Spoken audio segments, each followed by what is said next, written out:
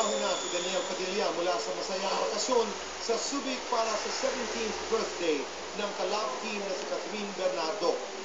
Hinarap niya rin ang mga batikos kay Catherine at sa kanyang ina. Hindi raw namansin ng isang fan si Catherine at suplada na rin umano pati ang kanyang ina. Hindi ganun kayo kwento. At hindi mo siguro tamang binabash mo sa tao, lalo na yung parents. Bash. Kunti lang naman sila yun. Mas marami namang nagmamahal sa atin. Kaya mas gusto na lang daw niyang mag-focus sa nalalapit na birthday concert. Nakadagdag sa kabahan ng batang aktor ang mabilis na pagka-sold out ng ticket sa VIP seats. Ako naman, siyempre nagbayad din sila. Dito kailangan natin paganda, hindi pwedeng sa concert lang. Kanta lang ako ng kanta ka lang. Yung handa at yung maganda yung preparation na gagawin mo.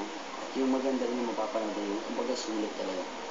Maagang regalo para kay Daniel ang pagpayag ni Catherine na magkaroon ng special participation sa kanyang concert sa April 30.